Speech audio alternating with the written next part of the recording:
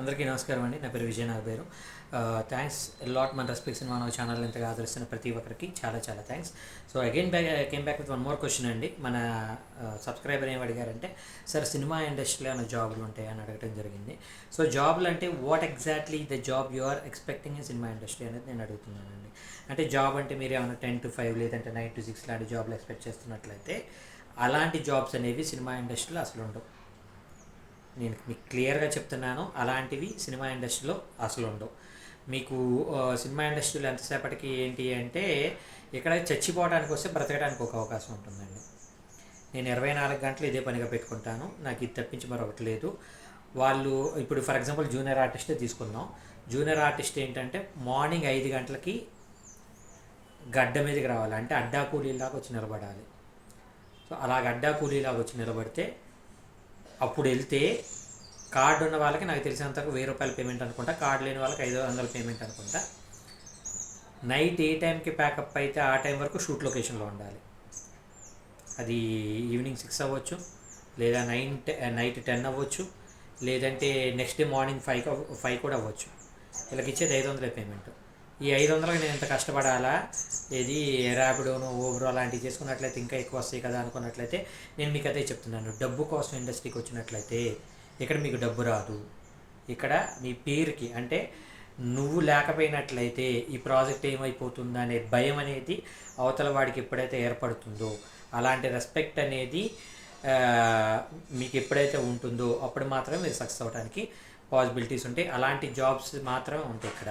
అలాగే not only junior artist అండి, direction department even they హాపప్. వాళ్ళు కూడా వెహికల్ ఎక్కేటప్పటికి సమ్వేర్ అబౌట్ మార్నింగ్ 5 గంటలకి వెహికల్ ఎక్కాలి. వాళ్ళు కూడా షూట్ ప్యాకప్ అయిన తర్వాత రావాలి. Not only direction department, makeup department కావచ్చు, కాస్ట్యూమ్ డిపార్ట్మెంట్ కావచ్చు, సెట్లో ఉండే 16 క్రాఫ్ట్లు ఏవైతే ఉన్నాయో వీళ్ళందరూ కూడా మార్నింగ్ 5 గంటలకు వెహికల్ ఎక్కి 6:30-7 గంటలకల్లా లొకేషన్కి చేరుకొని అక్కడి నుండి షూటింగ్ కావాల్సిన ఏర్పాట్లు చేసుకొని, డైరెక్టర్ మైండ్ సెట్ బట్టి అది ఉదయం 7 గంటలక 8 గంటలక ఏ టైంకి ఆయన ఫస్ట్ షాట్ తీస్తాడనే దాన్ని బట్టి మనం ప్రిపేర్డ్గా ఉన్నట్లయితే ఈవినింగ్ ప్యాకప్ అయ్యే టైం వరకు కూడా షూట్ లొకేషన్లో ఉండాల్సి ఉంటుంది. సో కొంతవరకు యూనియన్స్ కావచ్చు, అసోసియేషన్స్ కావచ్చు, కొంచెం గట్టిగా ఉండే పర్టికులర్ సినారియోలో 1 కాల్ షీట్ కాస్త 1.5 కాల్ షీట్ అవుతుంది. అంటే ఫర్ ఎగ్జాంపుల్ సినిమా అయినట్లయితే 6 గంటల వరకు ఒక కాల్ షీట్ ఉన్నట్లయితే నైట్ 9-10 గంటల వరకు ఇంకో హాఫ్ కాల్ షీట్ ఉంటుంది. లేదు మీరు అర్ధరాత్రి 2 గంటల వరకు షూట్ చేసుకున్నట్టయితే డబుల్ కాల్ షీట్ ఇలాగ ఉంటుంది. సో అది మీరు యూనియన్లో మెంబర్ అయి ఉండాలి. నేను యూనియన్లో మెంబర్ని కాదు కాబట్టి నాకు అన్నట్లయితే అలాంటివి ఏమి ఉండవండి. So it depends on the requirement అనమాట. సో మీరు అది చూసుకోండి.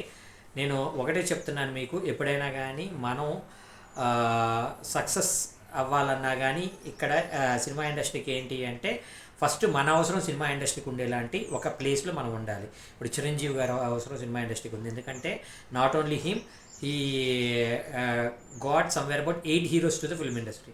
రామ్ చరణ్ గారు కావచ్చు, అల్లు అర్జున్ గారు కావచ్చు, సాయి ధరమ్ తేజ్ గారు కావచ్చు, అలాగే ధరమ్ తేజ్ గారి తమ్ముడు కావచ్చు, వరుణ్ తేజ్ గారు కావచ్చు, లేదంటే శిరీష్ గారు కావచ్చు. ఇలాగా సమ్వేర్ అబౌట్ 8 హీరోల్ని సినిమా ఇండస్ట్రీకి ఆయన తీసుకుని వచ్చారు కాబట్టి ఆయన అవసరం. అలాగే తారక్ గారు అవసరం, అలాగే ఏమంటారు కళ్యాణ్ రామ్ గారు అవసరం. వాళ్ళ అవసరాలు సినిమా ఇండస్ట్రీకి ఉన్నాయి కాబట్టి అప్పుడు మాత్రమే మీరు అనుకున్నది జరుగుతూ ఉంటుంది. మీకు సింపుల్ లాజిక్ ఒకటే చెప్తున్నానండి, ఇక్కడ మీ మీద బిజినెస్ అవుతుంది, మీ వల్ల మార్కెట్ అవుతుంది అనుకున్నట్టయితే మాత్రమే మీకు ఒక రెస్పెక్ట్ ఇవ్వడం జరుగుతుంది, మీరు అడిగిన పేమెంట్ ఇవ్వడం జరుగుతుంది.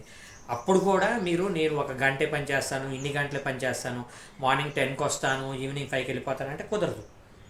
అప్పుడు మీకు పేమెంట్ పెరుగుతుంది కానీ మీరు వర్క్ చేసే పని అయితే ఆఖరికి ఇంక్లూడింగ్ నాగార్జున గారైనా, మహేష్ బాబు గారైనా, తారక్ గారైనా ఎవరైనా కానీ డైరెక్టర్ చెప్పిన టైంకి రావాలి, డైరెక్టర్ ప్యాకప్ చేసిన తర్వాత వెళ్ళిపోవాలి. దీనికి మీకు క్లియర్ ఎగ్జాంపుల్ ఏంటంటే ఆర్ఆర్ఆర్ ప్రమోషన్స్లో తారక్ కావచ్చు, రామ్ చరణ్ కావచ్చు, వాళ్ళే చెప్పారు, అమ్మో నా వల్ల కావట్లేదు జకన్నా, ఇక నన్ను వదిలేసి నీకు దండం పెడతానన్నా కానీ నేను రోజుకి ఇన్ని సీన్లు తీయాలి అనేది నా మీద ఉంది కాబట్టి నందమూరి తారక రామారావుని కూడా రాజమౌళి వదలలేదు, అలాగే రామ్ చరణ్ని కూడా వదలలేదు. తను అనుకున్న షార్ట్స్ అన్ని క్లియర్ ఫినిష్ అయిన తర్వాత మాత్రమే పంపించడం జరిగింది. సో నేను మీ అందరికీ కూడా అదే చెప్తున్నాను, సినిమా ఇండస్ట్రీలో 9 to 6 జాబ్స్ కావచ్చు, 10 to 5 జాబ్స్ కావచ్చు, ఉండవు. ఒకవేళ అలాంటివి ఏమన్నా ఉంటాయి, మీరు ఇస్తాము, దానికి మీరు ఇంత పేమెంట్ కట్టాలి అనేది ఎవరైనా మీకు మాట్లాడి మిమ్మల్ని మోసం చేసే ప్రయత్నం చేసినట్లయితే వాళ్ళని నమ్మకండి, మోసపోకండి. అది మీకు మెయిన్గా చెప్పేది. సో వీడియో నచ్చిందా?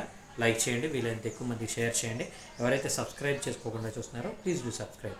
మీకు ఇలాంటి డౌట్స్, క్వశ్చన్స్, క్వైరీస్ ఏదైనా ఉన్నట్లయితే తప్పకుండా కమెంట్ రూపంలో అడిగే ప్రయత్నం అయితే చేయండి. Thank you and all the best.